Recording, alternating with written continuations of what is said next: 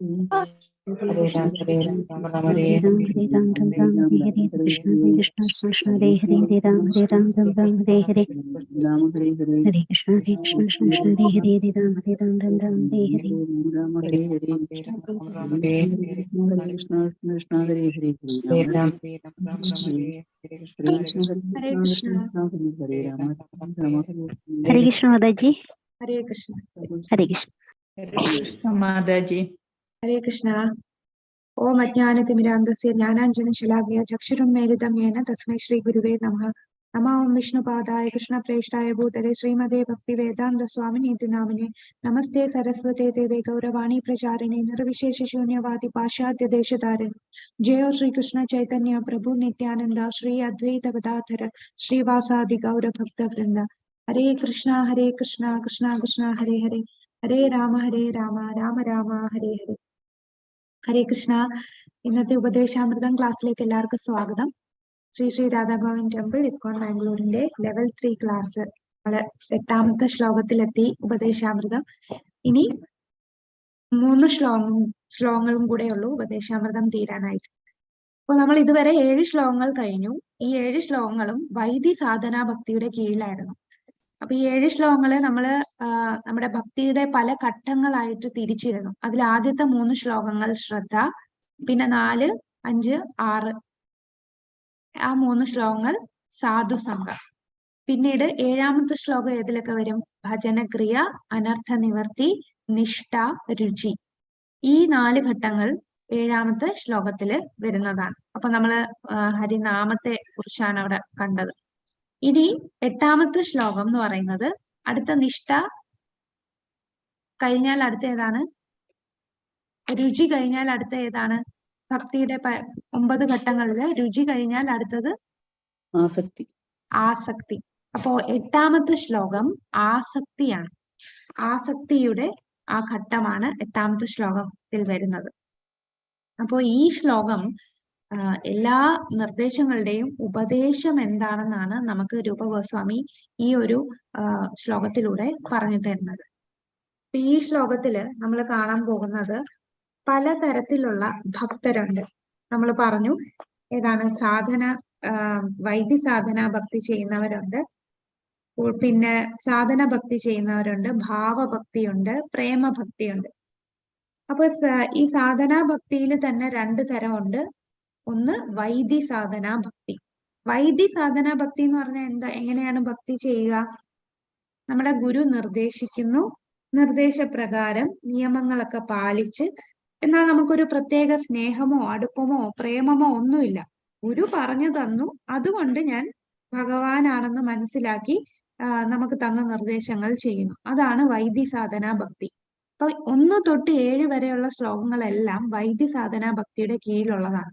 നമ്മൾ ചെയ്യേണ്ടത്, ചെയ്യാൻ പാടില്ലാത്തത്, നമ്മൾ ഭക്തരുമായിട്ട് എങ്ങനെ ഇടപെടണം, പലതരത്തിലുള്ള ഭക്തരെങ്ങനെയാണ്, ഓരോ ഭക്തരെ എങ്ങനെയാണ് നമ്മൾ കാണേണ്ടത്, പിന്നെ വൈഷ്ണവ അപരാധം എന്താണ്, അപ്പൊ അപരാധം നമ്മൾ ചെയ്യാൻ പാടില്ല, നാമം ജപിക്കണം, അപരാധമില്ലാതെ ശ്രദ്ധയോടെ നാമം ജപിക്കണം. ഇതെല്ലാം നമുക്ക് തരുന്ന നിർദ്ദേശങ്ങൾ. അപ്പൊ ആ നിർദ്ദേശങ്ങളൊക്കെ നമ്മൾ ആ ഒരു സ്നേഹം കൊണ്ടോ നമുക്ക് ആ ഒരു ഭാവം കൊണ്ടോ ചെയ്യുമല്ല, നമ്മളടുത്ത് നിർദ്ദേശിച്ചത് കൊണ്ട് നമ്മൾ അതൊക്കെ ചെയ്യുന്നു. അതാണ് വൈദ്യ സാധനാ ഭക്തി. ഇനി 8ാമത്തെ ശ്ലോകം എന്ന് പറയുന്നത് രാഗാനുഗ സാധനാ ഭക്തി ചെയ്യുന്ന ഭക്തരുടെ ഭാവമാണ്. ഇപ്പൊ രാഗാനുഗ സാധനാ ഭക്തി ആണ് നമ്മൾ ഈ 8ാമത്തെ ശ്ലോകത്തിൽ പറയുന്നത്. അപ്പോ ഇവിടെ നമുക്ക് നോക്കാം എന്താണ് രാഗാനുഗ സാധനാ ഭക്തി എന്നെല്ലാം ഇനി കാണാം. ശ്രീ ശ്രീ രാധാ ഗോവിന്ദ കി ജയ്, ശ്രീല പ്രഭുപാദ് കി ജയ്. അപ്പോ 1 തൊട്ട് 7 വൈദ്യ സാധനാ ഭക്തി, 8ാമത്തത് രാഗാനുഗ സാധനാ ഭക്തി, 9 തൊട്ട് 11 വരെ ഉള്ളത് ഭാവഭക്തി, പ്രേമഭക്തി. ശുദ്ധ സാധുഭക്തരുമായിട്ടുള്ള ബന്ധങ്ങൾ, വിശുദ്ധ നാമസങ്കീർത്തനം, സ്പഷ്ടമായ വികസന സേവനം. രാഗാനുഗ സാധനാ ഭക്തി, ഈ വാക്യത്തിൽ ശ്രീല രൂപ ഗോസ്വാമി എല്ലാ ഉപദേശങ്ങളുടെയും സാരാംശം നൽകുന്നു. നിരന്തര കൃഷ്ണസ്മരണ നിരന്തരം കേൾക്കുകയും ജപിക്കുകയും ഭഗവാന്റെ വിനോദങ്ങൾ ഓർമ്മിക്കുകയും ചെയ്യുന്നത് കൊണ്ട് വ്യതിചലിക്കാതെ ഒരാളുടെ മനസ്സിനെ ഉറപ്പിക്കുക. അപ്പൊ നമ്മുടെ മനസ്സിനെ ഭഗവാനിൽ തന്നെ നിരന്തരമായിട്ട് ഭഗവാനെ ഓർക്കുക, അവിടെ തന്നെ ഉറപ്പിക്കുക, അതിനെ കുറിച്ചാണ്. അതെല്ലാം ഈ രാഗാനുഗ സാധന ഭക്തിയിൽ വരുന്നവർക്ക് വരുന്ന ഭാവങ്ങളാണ്. നിരന്തരം ഭഗവാനെ സേവിക്കാനുള്ള തീവ്രമായിട്ടുള്ള ആഗ്രഹം രാഗാനുഗ സാധന ഭക്തിയിലുള്ളവർക്ക് വരും. പക്ഷെ ഇപ്പൊ നമ്മളെല്ലാവരും വൈദ്യ സാധന ഭക്തിയിലാണ്. നമുക്ക് ആ തീവ്ര ആഗ്രഹമില്ല, നമ്മളിത് തീർക്കണമല്ലോ, 16 മാല ജപിക്കണം, നമുക്ക് വേറെ ഭൗതികമായിട്ട് പല കാര്യങ്ങളുണ്ട്, അതിന്റെ ഇടയിൽ നമുക്ക് ടെൻഷൻ, അയ്യോ 16 മാല ആയില്ലല്ലോ, അപ്പൊ അത് തീർക്കണം, ആ എണ്ണം തീർക്കണം എന്നുള്ള ചിന്തയാണ്. പിന്നെ ഈ ഭാഗവതം ക്ലാസ് കേട്ടില്ല, അത് കേൾക്കണം, അപ്പൊ നമ്മളടുത്ത് പറഞ്ഞ നിർദ്ദേശം പ്രകാരം ചെയ്യുന്നു. പക്ഷെ അതിലൊരു സ്വാഭാവികമായിട്ടുള്ള വികാരമോ ഭാവമോ പ്രേമോ ഒന്നുമില്ല. എന്നാൽ രാഗാനുഗ സാധന ഭക്തിയിലുള്ളവർക്ക് ആ ഭാവം ഉണ്ടാവും. അപ്പോ എന്താണ് രാഗാനുഗ സാധന ഭക്തി എന്ന് പറഞ്ഞാൽ, വേറെ ഒരു തരം ഭക്തിയുണ്ട്, രാഗാത്മിക ഭക്തി. രാഗാത്മിക ഭക്തർ എന്ന് പറഞ്ഞാൽ ഇപ്പൊ വൃന്ദാവനത്തിലുള്ള വസിക്കുന്ന വ്രജവാസികളായിട്ടുള്ളവരാണ്. ഭഗവാനുമായിട്ട് നേരിട്ട് സേവനം ചെയ്യുന്ന വ്രജത്തിലുള്ള ഭക്തരാണ് രാഗാത്മിക ഭക്തി. ഉദാഹരണം പറഞ്ഞാൽ ഗോപന്മാർ, പിന്നെ ഭഗവാന്റെ മാതാപിതാക്കൾ യശോദാമ്മ, നന്ദമഹാരാജ്, പിന്നെ ഗോപിമാര്, മുതിർന്ന ഗോപിമാര് ഭഗവാനെ വാത്സല്യഭാവത്തിൽ സേവിക്കുന്നു. പിന്നെ ഭഗവാന്റെ മാധുര്യ രസത്തിൽ സേവിക്കുന്ന ഗോപിമാർ, ഇവരെല്ലാരും രാഗാത്മിക ഭക്തിയരാണ്. രാഗാത്മിക ഭക്തി. അപ്പൊ ഈ രാഗാത്മിക ഭക്തർ എന്ന് പറയുമ്പോൾ അവരുടെ ഹൃദയം മുഴുവൻ ഭഗവാൻ മാത്രമേ ഉള്ളൂ. അപ്പൊ ഇവരെല്ലാരും ഓരോ രസത്തില് ഭഗവാനെ സേവിക്കുകയാണ്. നമുക്കറിയാം 5 രസമുണ്ട്. ഏതൊക്കെയാണ് 5 രസത്തിൽ ഭഗവാനെ സേവിക്കാം? ശാന്തം, ദാസ്യം, സാഖ്യം, മാധുര്യം. വാത്സല്യം, മാധുര്യം. ശാന്തരസം, ദാസ്യരസം, സാഖ്യരസം, വാത്സല്യരസം, മാധുര്യരസം. അപ്പോ ശാന്തരസത്തിന് ഇപ്പൊ ഉദാഹരണം പറയുകയാണെന്നുണ്ടെങ്കിൽ ഭഗവാന്റെ ഓടക്കുഴലുണ്ട്. അപ്പൊ ആ ഓടക്കുഴല് ഭഗവാനെ ശാന്തരസത്തിൽ സേവ ചെയ്യാണ്. അപ്പൊ ഈ ഭഗവാന്റെ ധാമത്തില്, ഗോലോക വൃന്ദാവനത്തില് എല്ലാത്തിനും ബോധമുണ്ട്. നമ്മളെ ഇവിടെ ഓടക്കുഴൽ എന്നൊക്കെ പറഞ്ഞ ഒരു ഭൗതിക വസ്തുവാണ്, അതിന് ബോധമില്ല. പക്ഷേ ഭഗവാന്റെ ധാമത്തില് ഭഗവാന്റെ ശരീരത്തിൽ അണിഞ്ഞിരിക്കുന്ന പൂക്കൾ, ഓടക്കുഴൽ, ആഭരണങ്ങൾ, ഇതിനെല്ലാം അവബോധമുള്ളതാണ്. അതാണ് ഭഗവാന്റെ ധാമത്തില്. അപ്പൊ ഇതെല്ലാം ഈ പറയുന്ന പൂക്കളും ഭഗവാന്റെ അണിഞ്ഞിരിക്കുന്ന ആഭരണങ്ങൾ, ഭഗവാന്റെ ഓടക്കുഴൽ, ഇതെല്ലാം ശാന്തരസത്തില് ഭഗവാനെ സേവിക്കുകയാണ്. അത് ശാന്തരസം. പിന്നീട് രണ്ടാമത്തെ എന്താ? ദാസ്യരസം. ദാസ്യരസത്തില് ഭഗവാനെ സേവിക്കുന്ന ഭക്തന്മാരുണ്ട്. പിന്നെ സാഖ്യരസത്തില് ഗോപകുമാരന്മാരെല്ലാം ഭഗവാന്റെ സുഹൃത്ത് ആയിട്ട് സേവനം ചെയ്യുന്നു. പിന്നീട് എന്താ? സാഖ്യം, വാത്സല്യരസം എന്ന് പറയുമ്പോൾ നമുക്കറിയാം യശോദാമ്മ, നന്ദമഹാരാജ്, പിന്നെ മുതിർന്ന ഗോപിമാർ, ഇവരെല്ലാരും വാത്സല്യരസത്തിൽ ഭഗവാനെ സേവിക്കുന്നു. പിന്നെ മാധുര്യരസം നമുക്കറിയാം, ഗോപികമാരും രാധാറാണിയും എല്ലാം മാധുര്യ രസത്തില് സേവനം ചെയ്യുന്നു.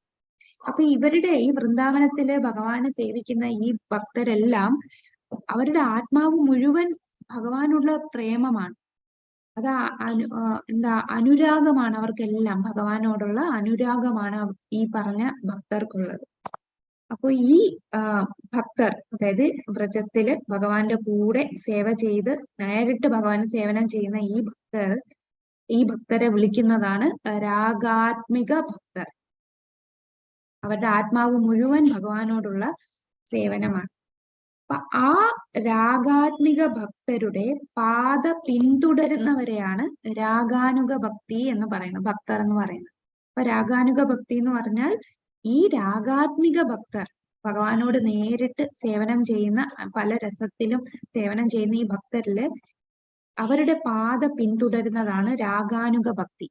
അപ്പൊ ഈ അവരുടെ പാത പിന്തുടരുക എന്ന് പറഞ്ഞാൽ നമ്മൾ ഈ എല്ലാ രസത്തിലും കൂടെ സേവ ചെയ്യല്ല, അങ്ങനെ ഒരിക്കലും പറ്റില്ല. നമ്മൾ ഇതിൽ ഏതോ ഒരു രസത്തില് ഭഗവാനെ അവിടെ ഗോലോകത്തില് സേവ ചെയ്തുകൊണ്ടിരുന്നവരാണ്. ഇതില് ഇപ്പം ശാന്തരസവും ദാസ്യരസവും സാഖ്യരസവും എല്ലാം കൂടെ ചെയ്യില്ല, നമ്മൾ ഇതിൽ ഏതോ ഒരെണ്ണമാണ്, അത് നമുക്കിപ്പോ അറിയില്ല. എന്നാൽ ഈ രാഗാനുഗ ഭക്തിയിലെത്തുമ്പോ, നമ്മൾ ഈ വൈദ്യസാധന ഭക്തി നിഷ്ഠയോടെ ചെയ്ത് വരുമ്പോ നമ്മൾ പയ്യെ രാഗാനുഗ ഭക്തി, നമുക്ക് ആസക്തി ഉണ്ടാവും.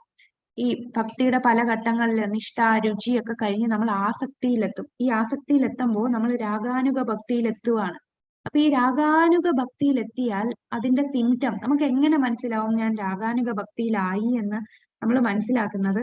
നമുക്ക് ഏതെങ്കിലും ഒരു പ്രത്യേക ലീല കേൾക്കാനായിരിക്കും താല്പര്യം. ഏതേലും ഒരു ഇപ്പം സാഖ്യരസമായിരുന്നു, നമ്മൾ ശരിക്കും ഭഗവാന്റെ ധാമത്തില് ഏത് രസത്തിലാണ്, ഇപ്പം സാഖ്യരസത്തിലാണെങ്കിൽ ആ ഗോപമാലന്മാരുടെ ലീലകൾ കേൾക്കാനും അവരെങ്ങനെയാണ് ഭഗവാനുമായി സേവിക്കുന്നതെന്നും അത് കേൾക്കാനുള്ള കൂടുതൽ താല്പര്യവും അവര് ചെയ്തത് പിന്തുടരാനും നോക്കും.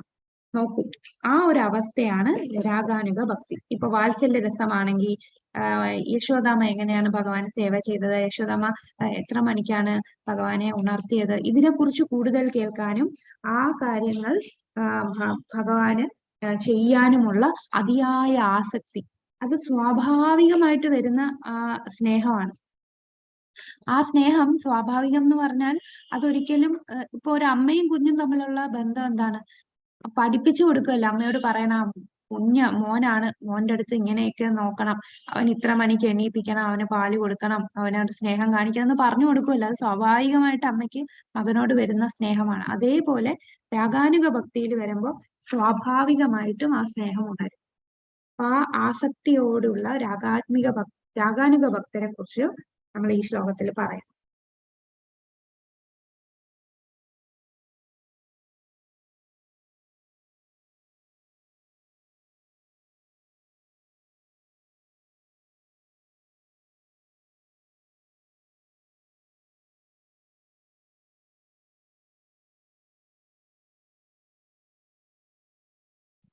ഹരേ കൃഷ്ണ. അപ്പൊ നമുക്ക് ഈ ശ്ലോകം എന്താണെന്ന് നോക്കാം. തന്നാമരൂപചരിതാദിതുകീർത്തനാനോ സ്മൃത്യോ ക്രമേണ രസനാ മനസി നിയോജ്യ തിഷ്ടൻ വ്രജേതനുരാഗി ജനാനുഗാമി കാലം നൈധകിലം ഇതി ഉപദേശസാരം. അപ്പോ എല്ലാ ഉപദേശങ്ങളുടെയും ഈ 7 ഉപദേശങ്ങൾ നമ്മൾക്ക് തന്നു. ഈ 7 ഉപദേശങ്ങളുടെയും സാരമാണ് പറയുന്നത്. എന്താണ്? തന്നാമരൂപചരിതാദിതുകീർത്തനാനോ സ്മൃത്യോ ക്രമേണ രസനാ മനസി നിയോജ്യ തിഷ്ടൻ വ്രജേതനുരാഗി ജനാനുഗാമി കാലം നൈധകിലം ഇതി ഉപദേശസാരം. തന്നാമരൂപചരിതാദി, അതായത് ഭഗവാന്റെ നാമം, ഭഗവാന്റെ രൂപം, ചരിതം, ഇതെല്ലാം സുകീർത്തനാനു, ഇതെല്ലാം കീർത്തിക്കുക, കീർത്തനം ചെയ്യുക. കീർത്തനം ചെയ്യുക എന്ന് പറഞ്ഞാൽ നമ്മൾ അതിനെക്കുറിച്ച് ചർച്ച ചെയ്യുക, മറ്റുള്ളവർക്ക് പറഞ്ഞു കൊടുക്കുക, അതിനെ ജപിക്കുക, ഇതൊക്കെയാണ് കീർത്തനാദി. ഭഗവാന്റെ നാമരൂപ ചരിതങ്ങൾ. സ്മൃത്യ എന്ന് പറഞ്ഞാൽ എന്താ? സ്മരിക്കുക. എന്ത് സ്മരിക്കണം? ക്രമേണ ഇതെല്ലാം സ്മരിക്കുക. ഭഗവാന്റെ നാമരൂപ ചരിതാദികൾ കീർത്തനം ചെയ്യുകയും അത് സ്മരിക്കുകയും ക്രമേണ എന്താണ്? രസന മനസ്സി നിയോജന. രസനം എന്ന് പറഞ്ഞാൽ നമ്മുടെ നാവ്, നമ്മുടെ മനസ്സ്, ഇതെല്ലാം ഉപയോഗിച്ചുകൊണ്ട് നാവ് കൊണ്ട് ഭഗവാനെ കീർത്തിക്കുക, മനസ്സുകൊണ്ട് ഭഗവാനെ സ്മരിക്കുക. പിന്നീട് എന്താ? തിഷ്ടൻ എന്ന് പറഞ്ഞാൽ താമസിക്കുന്നു. എവിടെ താമസിക്കുന്നു? വ്രജത്തിൽ. എങ്ങനെയാണ് വ്രജത്തിൽ താമസിക്കേണ്ടത്? വ്രജത്തില് ഭഗവാന്റെ ഭക്തന്മാരുടെ കാൽപാദം പിന്തുടർന്നുകൊണ്ട് അവിടെ താമസിക്കുക. എല്ലാ ഉപദേശങ്ങളുടെയും സാരാംശം: ഒരു വ്യക്തിയുടെ മുഴുവൻ സമയവും ഒരു ദിവസം 24 മണിക്കൂറും ഭഗവാന്റെ ദിവ്യനാമം, രൂപം, ഗുണങ്ങൾ, വിനോദങ്ങൾ എന്നിവ, നിത്യവിനോദങ്ങൾ എന്നിവ മനോഹരമായി ജപിച്ചും സ്മരിച്ചും അങ്ങനെ നമ്മുടെ നാവിനെ, ക്രമേണ നാവിനെയും മനസ്സിനെയും വ്യാപൃതമാക്കുക എന്നതാണ്. ഇതാണ് എല്ലാ ഉപദേശങ്ങളുടെയും സാരം. അപ്പൊ 24 മണിക്കൂർ നമ്മൾ ഭഗവാനെ സ്മരിച്ചു കൊണ്ടിരിക്കുക.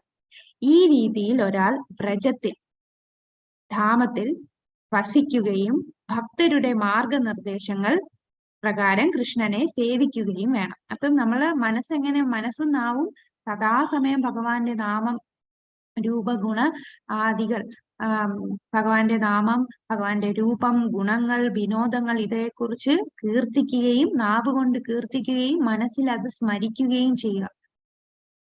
ആ രീതിയിൽ നമ്മൾ എന്ത് ചെയ്യണം? വ്രജത്തിൽ താമസിക്കണം. അവിടെ വസിച്ച് എങ്ങനെയാണ് വസിക്കേണ്ടത്? ഭക്തരുടെ മാർഗനിർദ്ദേശ പ്രകാരം ഭഗവാനെ സേവിക്കണം. അപ്പൊ അവിടെ വ്രജത്തിൽ താമസിച്ച് ഭഗവാനെ സേവിക്കണം. എങ്ങനെയാണ് സേവിക്കേണ്ടത്? നമ്മളുടെ ഇഷ്ടത്തിനല്ല, ഭക്തരുടെ മാർഗനിർദ്ദേശ പ്രകാരമാണ് സേവ ചെയ്യേണ്ടത്. ഭഗവാന്റെ ഭക്തി സേവനത്തിൽ അഗാധമായി ബന്ധപ്പെട്ടിരിക്കുന്ന ഭഗവാന്റെ പ്രിയപ്പെട്ട ഭക്തരുടെ പാത പിന്തുടരേണ്ടതാണ്.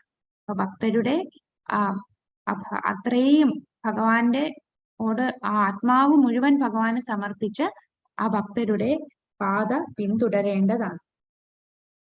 അപ്പോ നമ്മൾ വ്രജത്തിൽ താമസിക്കുക എന്ന് പറഞ്ഞാൽ നമുക്ക് വൃന്ദാവനത്തിൽ താമസിക്കാൻ സാധിക്കില്ല. അപ്പൊ പക്ഷെ എന്ത് ചെയ്യാം, നമ്മൾ എവിടെ താമസിക്കുന്നുവോ അവിടെ നമുക്ക് വൃന്ദാവനമാക്കാം. നമ്മൾ വീട്ടിൽ തന്നെ ഭഗവാന്റെ പൂജ ചെയ്യാം, ഭഗവാന് ഡ്രസ്സ് മാറ്റി കൊടുക്കാം, അങ്ങനെ ഭഗവാനെ കുളിപ്പിക്കാം, ആഭരണങ്ങൾ അണിയിക്കാം. അങ്ങനെ നമുക്ക് നമ്മൾ എവിടെ നിൽക്കുന്നോ അവിടെ വൃന്ദാവനമാക്കാം. അപ്പൊ ഭഗവാന്റെ ആത്മാവ് മുഴുവൻ ഭഗവാനോട്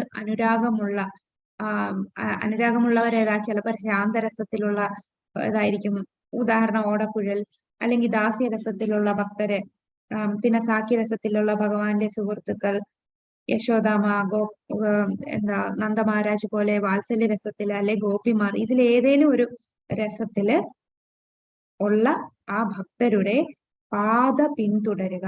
അനുഗാമി എന്ന് പറഞ്ഞാൽ പാത പിന്തുടരുക.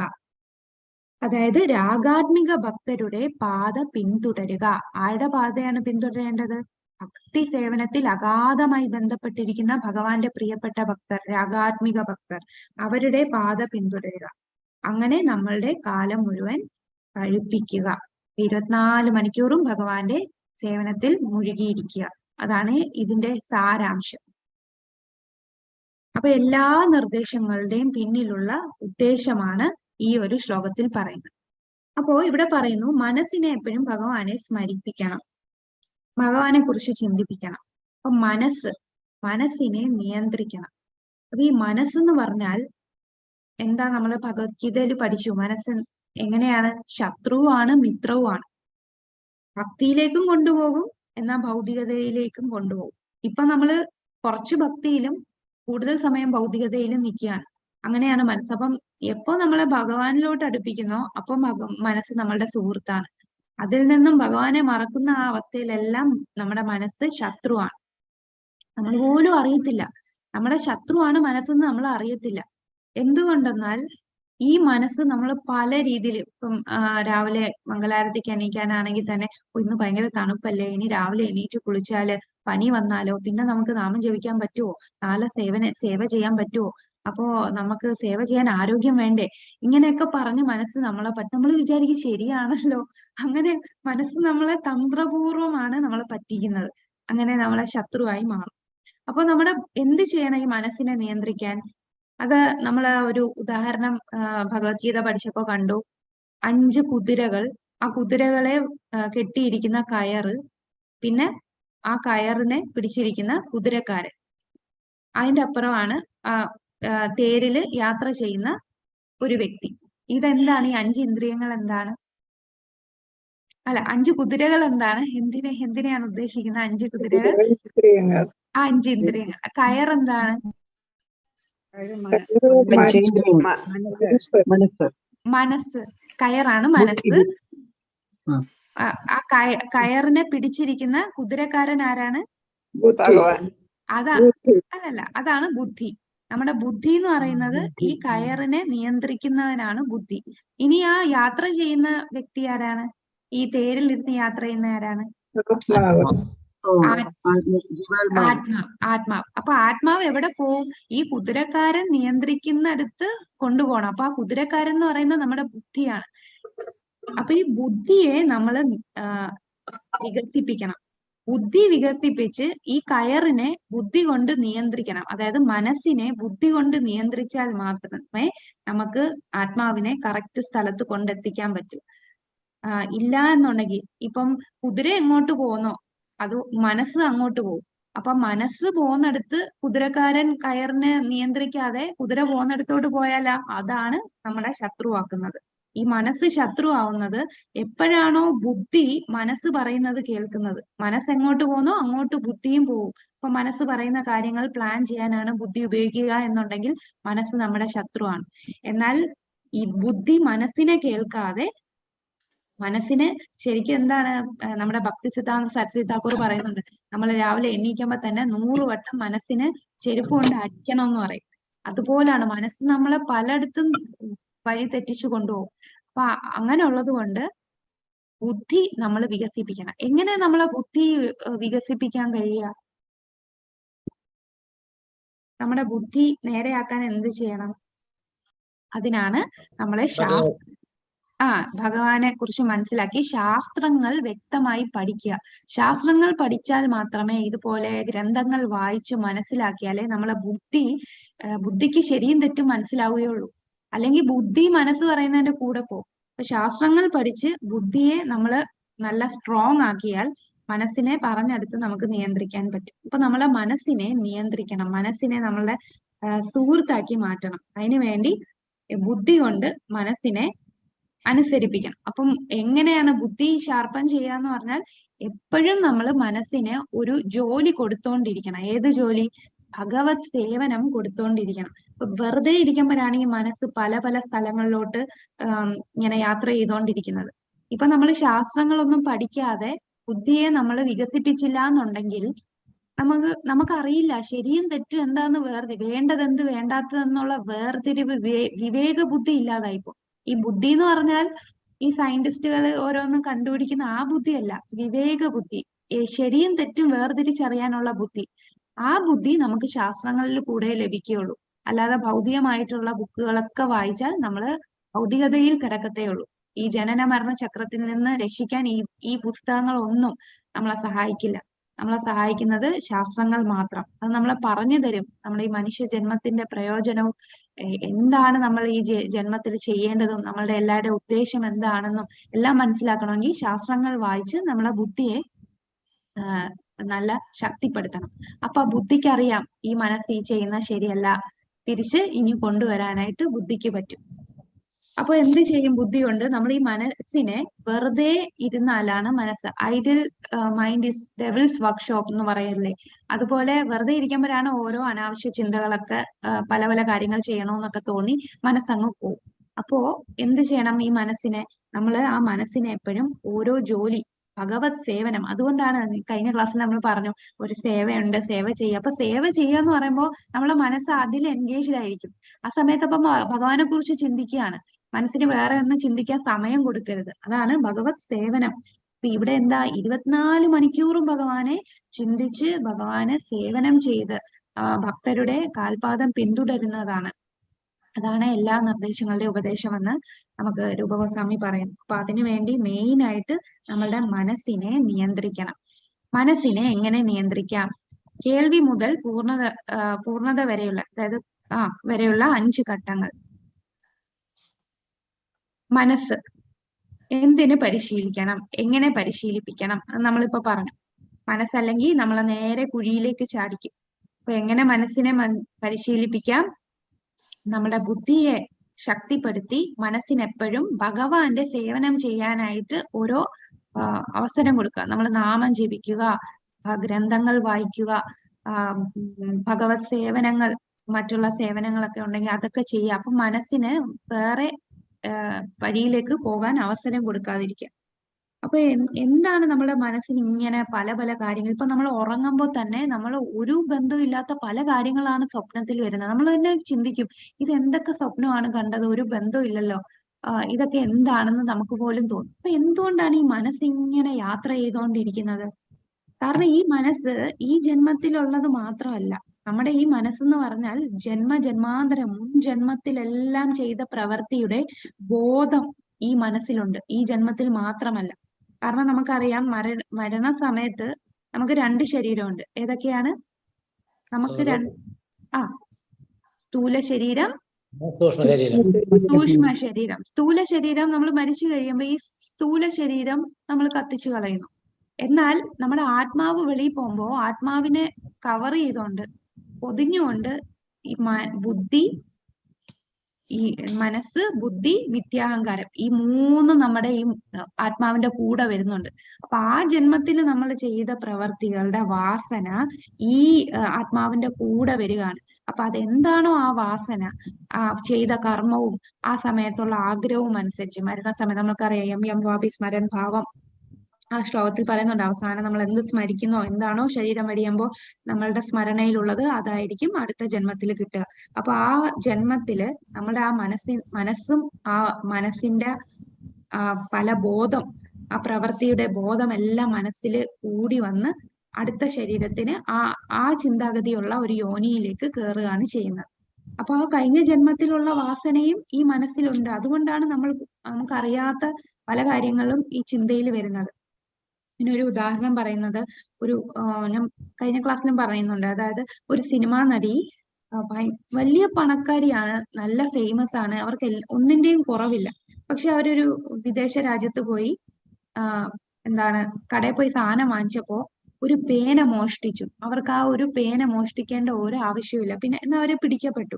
ഇത്രയും സൗന്ദര്യവും പണവും പ്രശസ്തിയും എല്ലാം ഉണ്ടായിട്ട് വെറും ഒരു പേന അവർക്ക് മോഷ്ടിക്കേണ്ടി വന്ന എന്തുകൊണ്ടാണ്? ചിലപ്പോ നമുക്ക് തോന്നുന്നത്, എനിക്ക് ആഗ്രഹം ഇല്ലാത്ത കാര്യമാണെങ്കിൽ ഞാൻ എന്താ അങ്ങനെ ചെയ്തത്, എനിക്ക് തന്നെ അറിയത്തില്ല ഞാൻ എന്തൊക്കെയാണ് ചെയ്തു കൂട്ടുന്നത് എന്നൊക്കെ ഉള്ള തോന്നൽ നമുക്ക് വരും. അപ്പോ ഇതെന്താണ്? ഈ ജന്മത്തിലുള്ള വാസന മനസ്സിലുണ്ട്. അതുകൊണ്ടാണ് ഇങ്ങനെ ചെയ്തു പോകുന്നത്. അപ്പൊ ആ മനസ്സിന്റെ കൂടെ പോയാൽ നമ്മളെ നേരെ കുഴിയിൽ ചാടിക്കും. അപ്പൊ ബുദ്ധി കൊണ്ട് മനസ്സിനെ നിയന്ത്രിക്കണം. വീണ്ടും വീണ്ടും മനസ്സ് പോവുകയാണെങ്കിലും മനസ്സ് പറയുന്നതിനെ കേൾക്കാനേ പാടില്ല. മനസ്സിനെ വീണ്ടും തിരിച്ചു കൊണ്ടുവരികയാണ് ചെയ്യേണ്ടത്. അപ്പൊ മനസ്സ് നമ്മളുടെ സുഹൃത്താണോ ശത്രുവാണോ? നിയന്ത്രിതമായ മനസ്സ് നമ്മളുടെ സുഹൃത്തും അനിയന്ത്രിതമായ മനസ്സ് നമ്മുടെ ശത്രുവുമാണ്, അല്ലെ? അപ്പോ സുഹൃത്ത് അല്ലെങ്കിൽ ശത്രു. മരണസമയത്ത് ഇതെല്ലാം നമ്മൾ പറഞ്ഞു. കൃഷ്ണനെ കുറിച്ച് ചിന്തിക്കാൻ അപ്പൊ നമ്മൾ എന്താണ് ചെയ്യേണ്ടത്? മരണസമയത്ത് നമ്മൾ എന്ത് ചിന്തിക്കണം? നമ്മൾ പഠിച്ചു, ഭഗവാനെ കുറിച്ച് ചിന്തിക്കണം. അങ്ങനെയാണെങ്കിൽ മാത്രമേ നമുക്ക് ഭഗവാന്റെ അടുത്ത് പോകാൻ സാധിക്കുകയുള്ളൂ. നമ്മൾ എന്താണോ മരണസമയത്ത് ചിന്തിക്കുന്നത് അതായിരിക്കും അടുത്ത ശരീരം ലഭിക്കുന്നത്. അപ്പൊ മനസ്സിനെ നമ്മൾ ട്രെയിൻ ചെയ്യണം. സദാസമയം ഭഗവാനെ ചിന്തിക്കാനായിട്ട് മനസ്സിനെ, അത് പ്രാക്ടീസാണ്. കാരണം നമ്മളെല്ലാം ഇത്രയും നാളും ഭൗതികതയിൽ പെട്ടുകിടന്നവരാണ്. പല ജന്മങ്ങളായിട്ട് നമ്മളുടെ ആ അടിഞ്ഞു കൂടിയിരിക്കുന്ന അഴുക്കുണ്ട്. ആ അഴുക്കിനെ എല്ലാം ക്ലീൻ ചെയ്താൽ മാത്രമേ നമുക്ക് ഭഗവാനെ കുറിച്ച് ചിന്തിക്കാൻ പറ്റൂ. അത് പ്രാക്ടീസാണ്. പയ്യെ പയ്യെ. അതാണ് വൈദ്യസാധന ഭക്തി. യമനിയമങ്ങൾ പാലിച്ചുകൊണ്ട് നമ്മൾ സാധന ചെയ്യുന്നു. അപ്പൊ ആ പ്രാക്ടീസ് എല്ലാ ദിവസവും നമ്മൾ ഡെയിലി റൊട്ടീൻ എന്തൊക്കെ ചെയ്യണം അതെല്ലാം പ്രഭുപാദർ നമുക്ക് തന്നിട്ടുണ്ട്. അപ്പൊ ഈ ഇസ്കോൺ എന്ന് പറയുന്ന ഈ പ്രസ്ഥാനം തന്നെ നമുക്ക് ഭഗവാനെ ഒരുപാട് സേവനം ചെയ്യാനും, എത്ര ഉത്സവമാണ് ഓരോ ദിവസവും പല പല സേവകളും എല്ലാം തരാനായിട്ടുള്ള ഒരു പ്രസ്ഥാനം. നമ്മളെ ഇസ്കോൺ സഹായിക്കുന്നു ഭഗവാനെ നിരന്തരം സ്മരിക്കാനായിട്ട്. എങ്ങനെ സ്മരിക്കണം? ഭക്തരുമായിട്ടുള്ള സംഘം ചേരാനും, നമ്മളെ നാവിനെ നിയന്ത്രിക്കാൻ, പ്രസാദം കരിച്ചും നാമം ജപിക്കാനും, ഇതെല്ലാം നമുക്ക് പ്രഭുപാദർ പറഞ്ഞു തന്നു. നമ്മൾ ഓരോ ദിവസം ചെയ്യേണ്ട കാര്യങ്ങൾ. അങ്ങനെ നമുക്ക് ചിട്ടയോടെയുള്ള ഒരു ജീവിതത്തിലൂടെ മനസ്സിനെ നിയന്ത്രിച്ച് നിരന്തരം ഭഗവാനെ ചിന്തിക്കാനായിട്ട് പരിശീലിപ്പിക്കണം എപ്പോഴും. ഈ 6-ാമത്തെ അധ്യായത്തിൽ 6-ാമത്തെ ശ്ലോകത്തിൽ പറയുന്നു, ബന്ധുരാത്മാത്മനാസ്തസ്യ യേനാത്മൈവാത്മനാ ജിതഃ അനാത്മാനസ്തു ശത്രുത്വേ വർത്തേതാത്മൈവ ശത്രുവത്. മനസ്സിനെ കീഴടക്കിയ ഒരു വ്യക്തിക്ക് മനസ്സാണ് ഏറ്റവും നല്ല ശത്രു, സുഹൃത്തുക്കൾ. പക്ഷെ അതിൽ പരാജയപ്പെട്ട ഒരാൾക്ക് അവന്റെ മനസ്സ് ഏറ്റവും വലിയ ശത്രുവായിരിക്കും. അപ്പൊ എന്തുകൊണ്ട് മനസ്സിനെ പരിശീലിപ്പിക്കേണ്ടത്? അപ്പൊ ശുകദേവ ഗോസ്വാമി ഇവിടെ ശ്രീമദ് ഭാഗവതത്തിൽ 5-ാം സ്കന്ധത്തിൽ 6-ാമത്തെ അധ്യായത്തില് 2-ാമത്തെ ശ്ലോകത്തിൽ പറയുന്നുണ്ട്, പ്രിയ രാജാവേ, നിങ്ങൾ ശരിയായി സംസാരിച്ചു. അപ്പൊ ഇത് ശുകദേവ ഗോസ്വാമി നമ്മൾ പരിശുദ്ധ രാജാവിനോട് പറഞ്ഞു കൊടുക്കുന്നു ശ്രീമദ് ഭാഗവതത്തിൽ. അപ്പൊ ഇവിടെ പറയുന്നുണ്ട്, മൃഗങ്ങളെ പിടികൂടിയ ശേഷം ഒരു തന്ത്രശാലിയായ വേട്ടക്കാരൻ അവയിൽ വിശ്വസിക്കില്ല. അപ്പൊ ഒരു മൃഗത്തിനെ പിടിച്ചു, എന്തായാലും പിടിച്ചു, ഇനി അവനവിടെ കിടന്നോളൂ, എന്റെ കയ്യിലായി എന്ന് നമുക്ക് ഉറപ്പിക്കാൻ പറ്റുമോ? കാരണം അത് ഓടിപ്പോകാം. അപ്പൊ വേട്ടക്കാരൻ, തന്ത്രശാലിയായ വേട്ടക്കാരനാണെങ്കിൽ അതിനെ വിശ്വസിച്ച് കൈപ്പിടിയിലാക്കി ഇനി അത് പോവില്ല എന്ന് പറഞ്ഞ് ഇരിക്കില്ല. അതുപോലെയാണ് ആത്മീയ ജീവിതത്തിൽ നമ്മൾ കുറെ പുരോഗമിച്ചു, നമ്മൾ നാമമൊക്കെ ജപിക്കുന്നുണ്ട്, 16 മാല, ഇന്ന് ഞാൻ നന്നായിട്ട് സാധനയൊക്കെ ചെയ്ത് എന്റെ മനസ്സ് അങ്ങനെ അനാവശ്യ കാര്യങ്ങളിലൊന്നും പോവില്ല, എന്റെ മനസ്സ് എന്റെ കയ്യിലാണ്, എന്റെ കൺട്രോളിലാണ് എന്നൊക്കെ നമ്മൾ ചിന്തിക്കും. പക്ഷെ എന്താ ഇവിടെ പറയുന്നത്? ആത്മീയ ജീവിതത്തിൽ പുരോഗമിച്ചവർ മനസ്സിൽ വിശ്വാസം അർപ്പിക്കില്ല. വാസ്തവത്തിൽ എപ്പോഴും നമ്മൾ ജാഗരൂകരായിരിക്കണം. എപ്പോഴാണ് മനസ്സ് നമ്മളെ വഴിതെറ്റിച്ച് കൊണ്ടുപോവുക എന്ന് പറയാൻ സാധിക്കില്ല. ഇപ്പൊ നമുക്ക് ഏറ്റവും ഇഷ്ടപ്പെട്ട ഒരു പലഹാരം കൊണ്ടുവന്ന് നിർത്തുകയാണ്. അപ്പോ അത് ചിലപ്പോ നമുക്ക് അല്ലെങ്കിൽ ഒരു ഫുഡ്, നല്ല കറി, ഉള്ളിയും വെളുത്തുള്ളിയൊക്കെ വെച്ച് നന്നായിട്ട് ഉണ്ടാക്കിയ വഴട്ടിയെടുത്ത ഒരു കറി.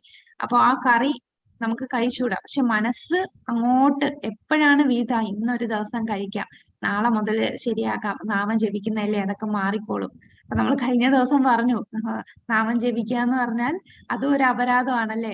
7ാമത്തെ അപരാധത്തിൽ പറയുന്നു നാമജപത്തിന്റെ പേരില് നമ്മൾ പാപം ചെയ്യുന്നത്. നാമം ജപിക്കുന്നുണ്ടല്ലോ, അതുകൊണ്ട് ഈ പാപം ചെയ്താൽ ഈ നാമം ജപിക്കുമ്പോൾ അതങ്ങ് പൊയ്ക്കോളൂ എന്ന് ചിന്തിക്കുന്നതും പാപമാണ് അല്ലേ. അപ്പൊ മനസ്സ് നമ്മളെ ഞാനിപ്പോ പുരോഗമിക്കുന്നതല്ലേ ഉള്ളൂ, ഞാൻ ഇപ്പൊ പ്രാക്ടീസ് ചെയ്യുന്നേ ഉള്ളൂ, ഇന്നൊരു ദിവസം ഇതൊന്ന് കഴിക്കാം എന്നൊക്കെ നമ്മളെ മനസ്സ് ചിന്തിപ്പിക്കും. അപ്പൊ എന്താണ്, നമ്മൾ ഇരിക്കണം. മനസ്സിനെ അങ്ങനെ വെറുതെ വിടരുത്. മനസ്സിന്റെ പ്രവർത്തനം നിരീക്ഷിക്കുകയും ചെയ്യുന്നു. ആരെ? പുരോഗമിച്ച ഭക്തന്മാർ ഒരിക്കലും മനസ്സിൽ വിശ്വാസം അർപ്പിക്കില്ല. അവർ എപ്പോഴും ജാഗരൂകരായിരിക്കും, മനസ്സിന്റെ പ്രവർത്തനങ്ങൾ നിരീക്ഷിക്കുകയും ചെയ്യും. എന്തുകൊണ്ടാണ് മനസ്സിനെ പരിശീലിപ്പിക്കേണ്ടത്? എല്ലാ പണ്ഡിതന്മാരും അവരുടെ അഭിപ്രായം നൽകുന്നത് മനസ്സ് സ്വാഭാവികമായി വളരെ അസ്വസ്ഥമാണ്, അതിനോട് ചങ്ങാത്തം കൂടരുത്. നമ്മൾ മനസ്സിൽ പൂർണ്ണ ആത്മവിശ്വാസം സ്ഥാപിക്കുകയാണെങ്കിൽ അത് ഏത് നിമിഷവും നമ്മളെ ചതിച്ചേക്കാം. ഭഗവാൻ ശിവൻ പോലും മോഹിനിയായ കൃഷ്ണന്റെ രൂപം കൊണ്ട് പ്രകോപിതനായി. സൗഭാരി മുനിയും യോഗ പൂർണതയുടെ പക്വതയിൽ നിന്ന് താഴേക്ക് വീണു. മോഹിനി അവതാരത്തിന്റെ ലീല നമുക്കറിയാം, പക്ഷെ ഇതൊരു ലീല മാത്രമാണ്. നമുക്ക് ഒരു പാഠം നൽകാനായിട്ട് മഹാദേവനും ഭഗവാന്റെ മോഹിനി രൂപവും തമ്മിലുള്ള ലീലയാണ്. അതൊരു ഭൗതികമായ കണ്ണിൽ നമുക്ക് കാണാൻ സാധിക്കില്ല. എന്നാലും അവിടെ നമുക്കൊരു ലെസൺ തരികയാണ്. അത്രയും യോഗ്യയായിട്ടുള്ള മഹാദേവൻ പോലും ഭഗവാന്റെ ഈ രൂപത്തിൽ, മോഹിനി രൂപത്തിൽ ആകൃഷ്ടനായി. പിന്നെ സൗഭാരി മുനിയുടെ കാര്യം പറയുന്നുണ്ട്. ആരാണ് സൗഭാരി മുനി എന്ന് ഓർമ്മയുണ്ടോ? സൗഭാരി മുനി എന്താണ് ചെയ്തത്? ആ മാതാജി, ജലത്തിൽ തപസ് ചെയ്ത മുനി. അതെ. സൗഭാരി മുനി ഒരു വലിയ യോഗിയാണ്. വർഷങ്ങളോളം ജലത്തിന്റെ അടിയിൽ തപസ് ചെയ്ത വ്യക്തിയാണ്. പക്ഷെ അങ്ങനെ യോഗ ചെയ്ത ആ വ്യക്തി ഒരു ദിവസം ഒരു രണ്ട് മീനുകൾ തമ്മിൽ ബന്ധപ്പെടുന്നത് കണ്ടപ്പോ അദ്ദേഹത്തിന് അതിയായ ആഗ്രഹം തോന്നി, എനിക്ക് വിവാഹം കഴിക്കണം. അദ്ദേഹത്തിന്റെ ആ യോഗ ശക്തിയെല്ലാം അവിടുന്ന് അപ്പോഴേ അങ്ങ് താന്നു പോവാണ്. അപ്പൊ ഇത്രയും കഷ്ടപ്പെട്ട് യോഗ ചെയ്തിട്ട് ഒന്നും കാര്യമില്ലല്ലേ. ആ ഒരു മനസ്സ് അവിടെ വീഴ്ത്തുകയാണ് ചെയ്തത്. അങ്ങനെ അദ്ദേഹത്തിന് ആ ഒരു ആഗ്രഹം വന്ന് മാന്ധാത രാജാവിന്റെ മക്കളെ വിവാഹം കഴിക്കാനായിട്ട് ചെല്ലും. പക്ഷെ ഇദ്ദേഹത്തിന്റെ രൂപം അത്രയും വയസ്സായി, കൊല്ലങ്ങളായിട്ട് ഇങ്ങനെ തപസ് ചെയ്ത ഒരു യോഗിയാണ്. അപ്പൊ അതുകൊണ്ട് അദ്ദേഹം തന്റെ ശക്തികളൊക്കെ വെച്ച് തന്റെ രൂപം മാറ്റി ഒരു യുവാവിന്റെ, നല്ല സുന്ദര യുവാവിന്റെ രൂപമൊക്കെ സ്വീകരിച്ചിട്ട് ഈ മക്കളെ, ഈ രാജാവിന്റെ മക്കളെ വിവാഹം കഴിക്കുകയാണ് ചെയ്യുന്നത്. അപ്പൊ അതാണ് മനസ്സ്. എത്ര നമ്മൾ കഠിന വർഷങ്ങളായിട്ട് യോഗയൊക്കെ ചെയ്താലും മനസ്സ് ഏത് നിമിഷവും ആ ഒരു മീനിനെ കണ്ടപ്പോഴാണ്, ആ മീനുകളെ കണ്ടപ്പോഴാണ് ഇദ്ദേഹത്തിന്റെ മനസ്സ് പതറിപ്പോയത്. അപ്പൊ അതുപോലെയാണ് മനസ്സ്. വളരെ ജാഗരൂകരായിരിക്കണം. ഒരിക്കലും മനസ്സിനോട് ചങ്ങാത്തം കൂടാൻ പാടില്ല. എന്തുകൊണ്ടാണ് മനസ്സിൽ പരിശീലിപ്പിക്കേണ്ടത്? യോഗി തന്റെ മനസ്സ് അവസരം നൽകുകയും അതിനെ തടയുകയും ചെയ്തില്ലെങ്കിൽ അവന്റെ മനസ്സ് കാമം, കോപം, അത്യാഗ്രഹം തുടങ്ങിയ ശത്രുക്കൾക്ക് സൗകര്യം നൽകും. അത് യോഗഭ്രഷ്ടനാകാൻ ഇടവരുത്തും. അപ്പോ നമ്മുടെ മനസ്സിന് അവസരം നൽകിയാൽ ഉടനെ മനസ്സിനകത്ത് കാമമുണ്ടാകും, കോപമുണ്ടാകും. ഇപ്പൊ ഇവിടെ മനസ്സിനെ അദ്ദേഹം ജസ്റ്റ് ഒരു അവസരം കൊടുത്തപ്പോഴാണ് ഒരു മീനിനെ കണ്ടപ്പോൾ ഇദ്ദേഹത്തിന് കാമം തോന്നിയത്. പിന്നെ കോപമുണ്ടാകും, അത്യാഗ്രഹം ഉണ്ടാവും. അപ്പൊ ഇങ്ങനെ ഇവരെല്ലാം ശത്രുക്കളാണ്. ആ ശത്രുക്കൾക്ക് മനസ്സ് ഒരു സൗകര്യം കൊടുക്കുകയാണ് ചെയ്യുന്നത്. അങ്ങനെ യോഗ ഭ്രഷ്ടനായി ഇടവരും. അതായത് യോഗയിൽ നിന്ന് നമ്മൾ താഴോട്ട് പോകും. ഈ കാണിച്ചിരിക്കുന്നത് ഏത് ലീലയാണെന്ന് മനസ്സിലായോ?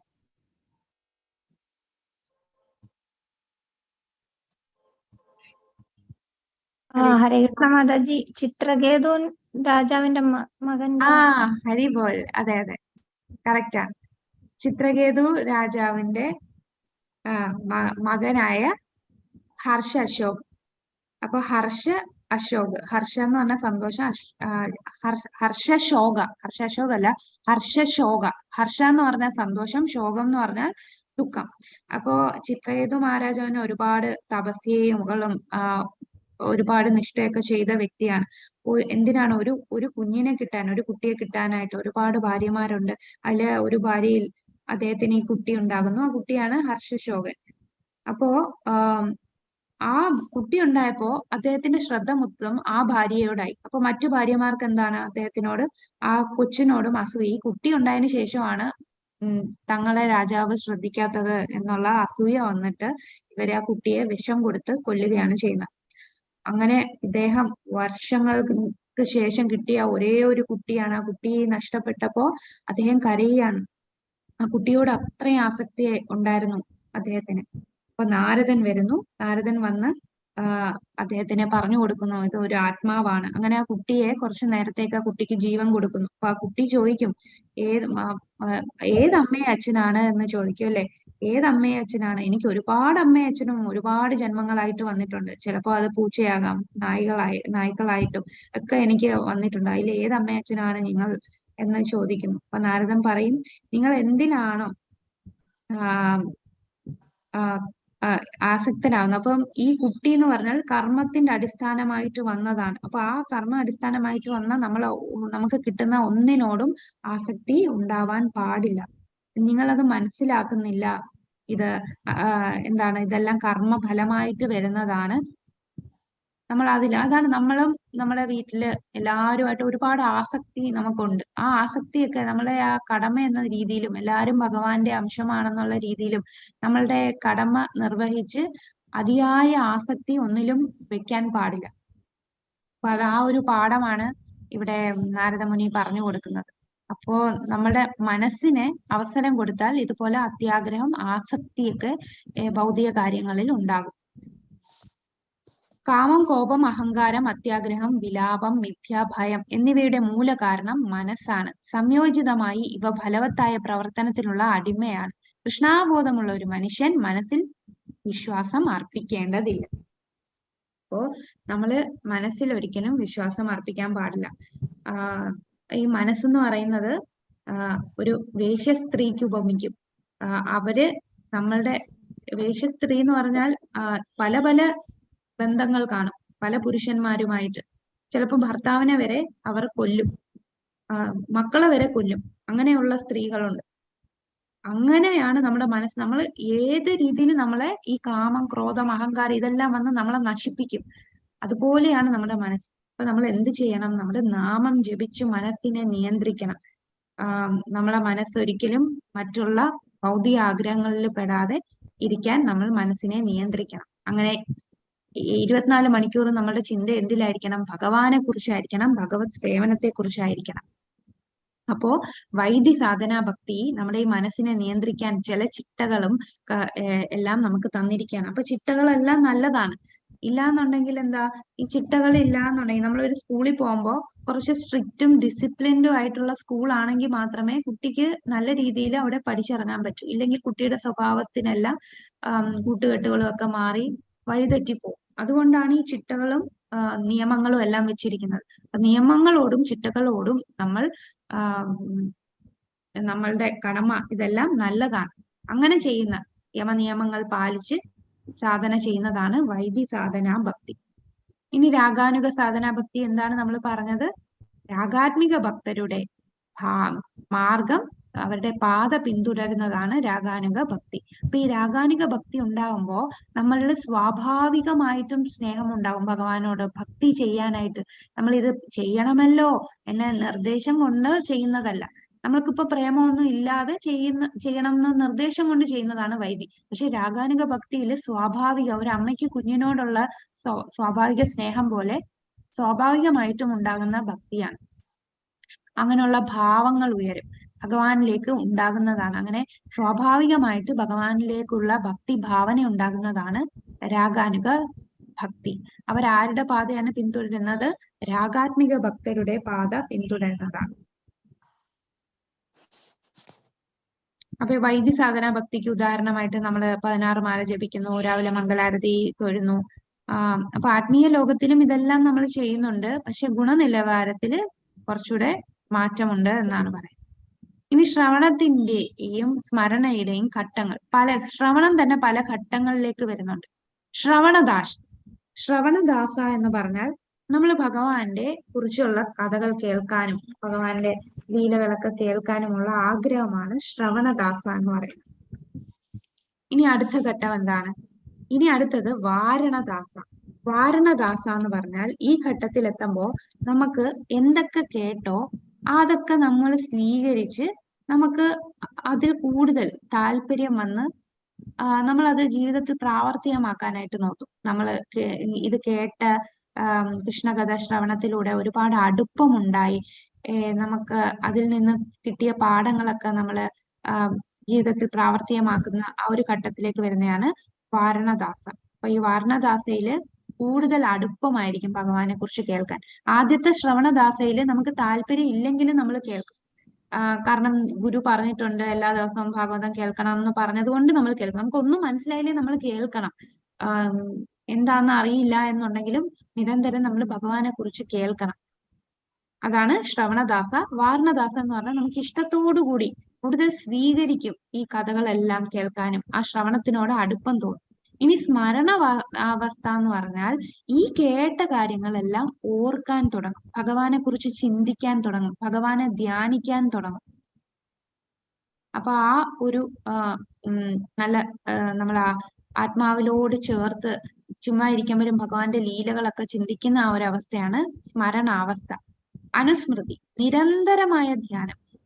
ഈ ചിന്തിക്കുക എന്ന് പറഞ്ഞാൽ ഇവിടെ ഇടയ്ക്കിടയ്ക്കായിരിക്കും ഈ സ്മരണാവസ്ഥയിൽ വരുന്നത്. ചിലപ്പോഴൊക്കെ നമുക്ക് ഭഗവാനെ കുറിച്ച് ചിന്തിക്കാൻ തോന്നും.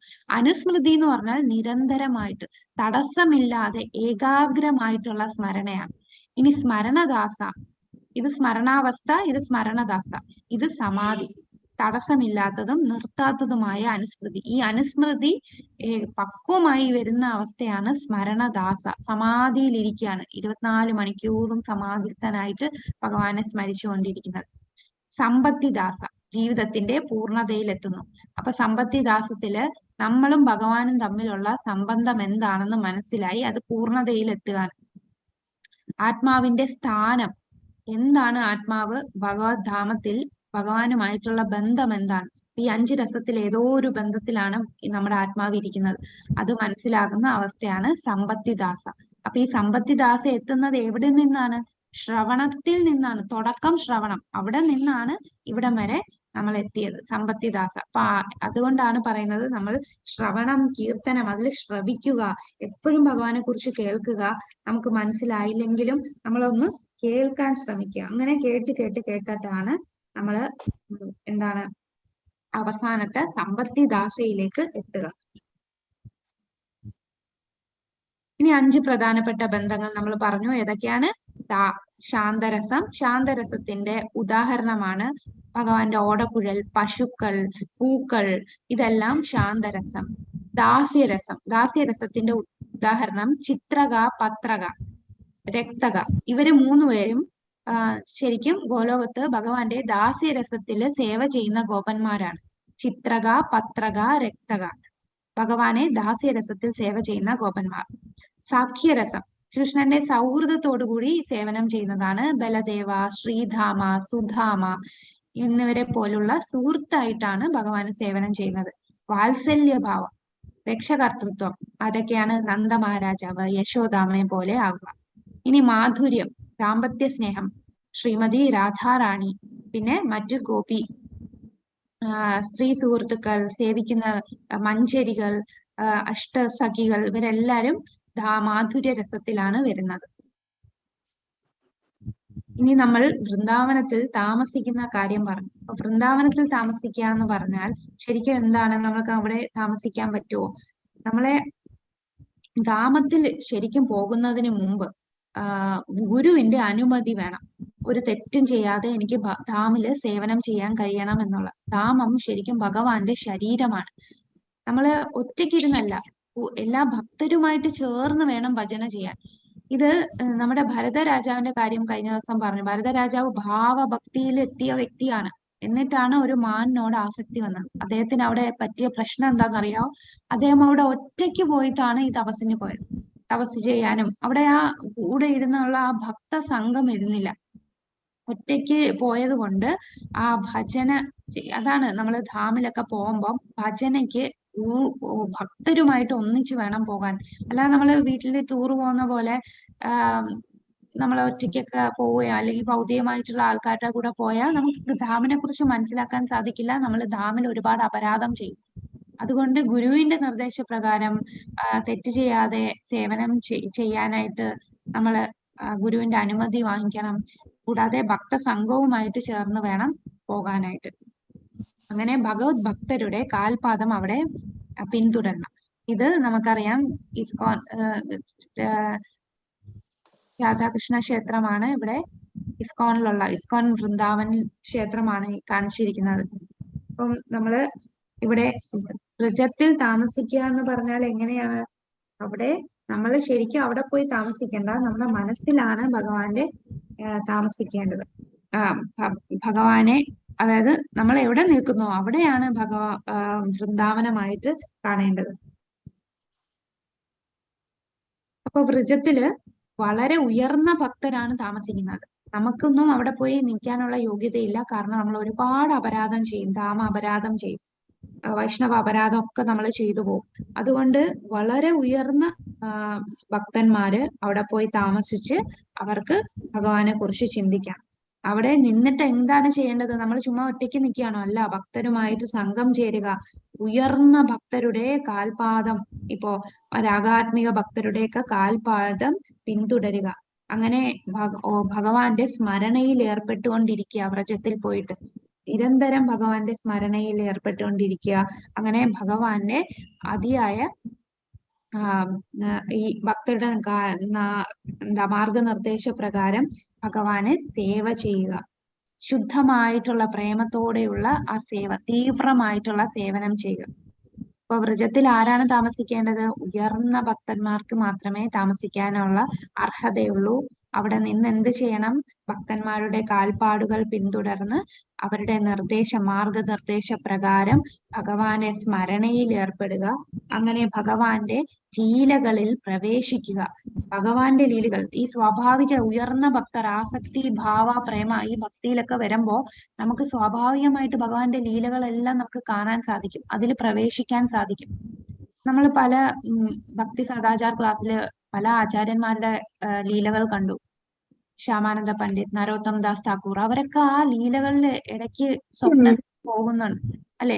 അപ്പൊ അതെല്ലാം അവരതിൽ പ്രവേശിക്കുകയാണ്, ഭഗവത് ലീലകളിലേക്ക് പ്രവേശിക്കുകയാണ്. അങ്ങനെ തീവ്രമായിട്ട് ആ സേവനം ചെയ്യുക. ഇതൊന്നും വെറും കഥയല്ല, ആ സ്റ്റേജിലെത്തും. ഇതൊക്കെയാണ് ഫൈനൽ സ്റ്റേജ് നമ്മുടെ ഭക്തിയിൽ. ഇപ്പൊ നമ്മൾ ഏറ്റവും താഴത്തെ ലെവലിൽ നിൽക്കുന്നത് കൊണ്ട് നമുക്കിത് ഉൾക്കൊള്ളാൻ പറ്റാത്തതാണ്. ഇങ്ങനെയൊക്കെ സംഭവിക്കുമോ?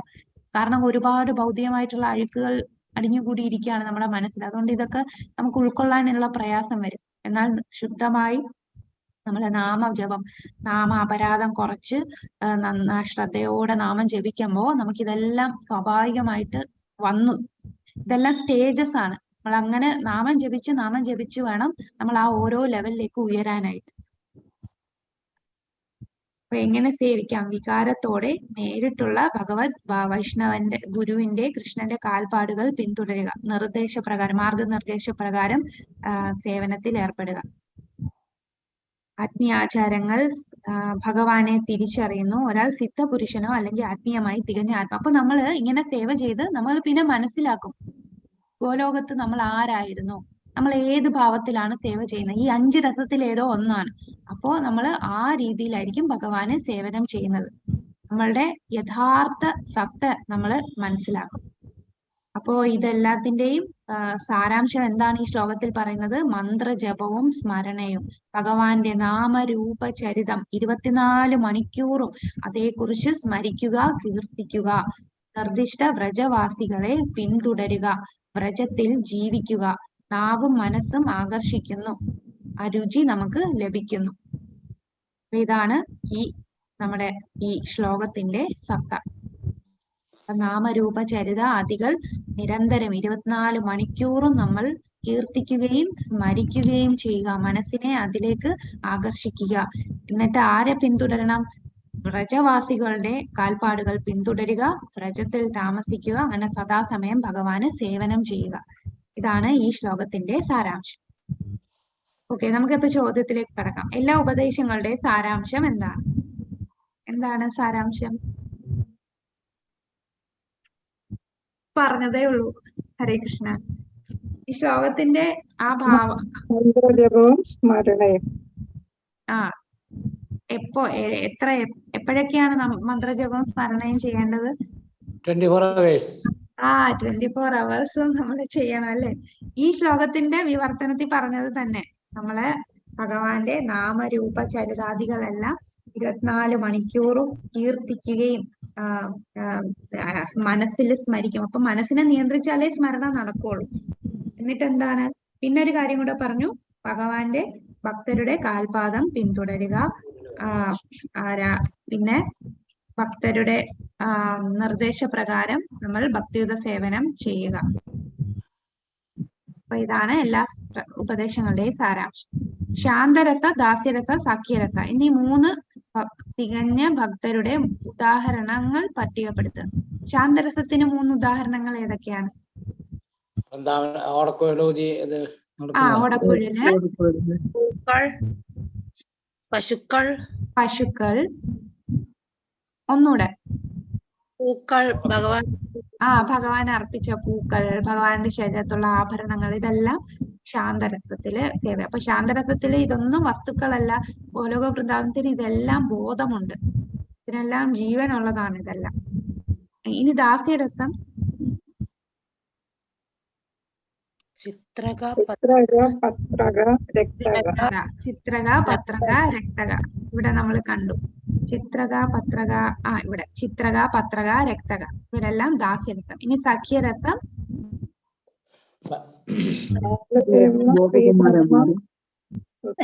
ഗോപികമാരല്ല മാതാജി, സഖ്യരസം. സഖ്യരസം എന്ന് പറഞ്ഞാൽ സുഹൃത്ത് ഭാവത്തിൽ ഭഗവാന്റെ സുഹൃത്തുക്കളായി. സുദാമ, ശ്രീദാമ, ബലദേവ, മധുമംഗൽ, എല്ലാരും ഈ ഗോപകുമാരന്മാരെല്ലാം ഭഗവാന്റെ സഖ്യരസത്തില് സേവിച്ചു.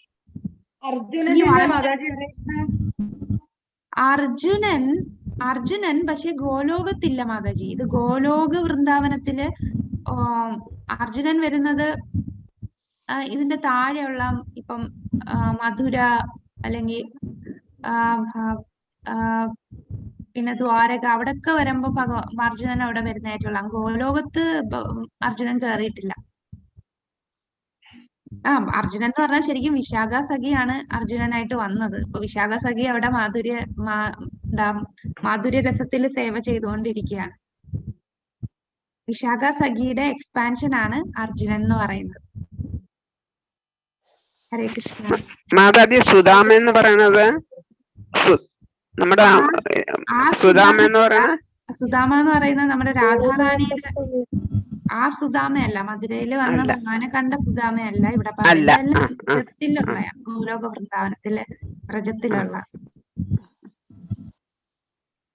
ഓക്കെ, ഹരേ കൃഷ്ണ. പിന്നെ വാത്സല്യരസത്തിൽ നമുക്ക് ഉദാഹരണം ആരെയൊക്കെ പറയാം? യശോദാമ. പിന്നെ മുതിർന്ന ഗോപിമാര്, യശോദാമയെ സഹായിക്കുന്ന ഗോപിമാരൊക്കെ ഉണ്ടല്ലോ, ആ ഗോപിമാരെല്ലാം ഭഗവാനെ വാത്സല്യരസത്തില് സേവിച്ചു. പിന്നെ നമുക്കറിയാം മാധുര്യരസത്തില് രാധാറാണി, ടോപ്പ് മോസ്റ്റ് രാധാറാണി. പിന്നെ മഞ്ചരിമാര്, അഷ്ടസഖികള്, അങ്ങനെ ഗോപിമാരെല്ലാം മാധുര്യരസത്തിൽ. ഹരേ കൃഷ്ണ. അപ്പൊ ഇനി നമ്മള് വരുന്നത്, നമ്മളിപ്പോ സാധനാ ഭക്തി കഴിഞ്ഞു, വൈദ്യ സാധന, രാഗാനുഗ സാധനാ ഭക്തി കഴിഞ്ഞു. ഇനി അങ്ങോട്ട് ഭാവ പ്രേമ 9, 10, 11 പറയുമ്പോ ഉയർന്ന ലെവലാണ്. അപ്പൊ അതിനെ കുറിച്ച് നമുക്ക് അടുത്ത ആഴ്ച കാണാം. ഹരേ കൃഷ്ണ.